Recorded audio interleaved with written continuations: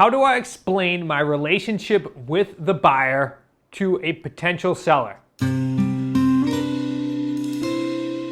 Hi, I'm Zachary Beats, smartrealestatecoach.com. It's Thursday, it's another Q&A. How do you explain your relationship to a seller about your buyer? Well, it's going to depend on which option you go with. But let's talk about a sandwich lease or a lease purchase. In my personal opinion, I do not bring up the buyer unless I am asked about how I make money or when it comes up in the conversation. I don't just deliberately say, hey, I have this buyer and I'm going to put them in your house and I'm going to be working on their credit and I'm going to be doing all this other stuff and eventually you're going to be cashed out. That, in my mind, that just brings so much confusion to the table, especially if it's like your first interaction with the seller. So instead, in your conversations with the seller, it's always, I buy property because you're the one that has the contract. Remember, you have the contract with the seller. So I buy property.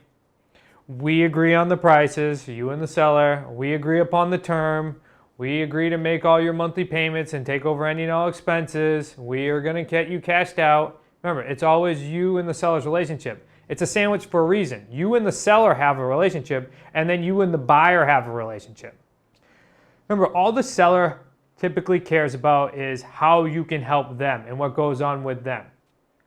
Now, let's say that the seller asks, okay, it could be one of many questions. So what do you do with the property? It's a pretty common question. And I would just say, well, actually I do is I'm an investor. So after me and you agree upon everything, I will be working with a buyer who just needs time in order to become mortgage ready. And they just need some time. And then I'm going to work with them and give them all the resources they need in order to help them get financing. See how simple that is? I just work with a buyer who is looking to buy that property and just needs some time in order to get financing. That's your relationship as far as the seller cares. That's really your relationship in general, but that's your relationship to the seller. Now, let's say this is an assignment. Now we're pivoting and we're like, okay, well, there's no spread in this deal. The seller wants all of the money. So an AO or the assign out is the best option. Now the relationship changes a little bit. Now it's, you know what I'm going to do, Mr. and Mrs. Seller? I'm going to agree upon a price with you. I'm going to agree upon a monthly payment that you would like, and I'm going to take it to my market of tenant buyers. Now, these buyers just need time in order to become mortgage ready. They typically are someone who's self-employed or someone who had a legitimate hiccup in their credit, and again, they just need some time. What I'll do is I will procure that tenant buyer. I'll bring them through my normal vetting process.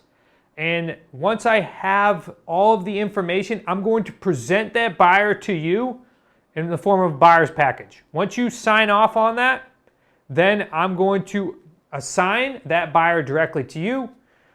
Mr. Seller, you're going to collect part of the non-refundable deposit. You're going to be collecting the spread that me and you agreed upon at the beginning, and you're going to be working hand in hand with that buyer until they get to the finish line and be able to get financing. See, the relationship changes. Now you're in a position where you're procuring the tenant buyer. After you have a contract with the seller, you're procuring the tenant buyer and assigning the buyer and the seller together.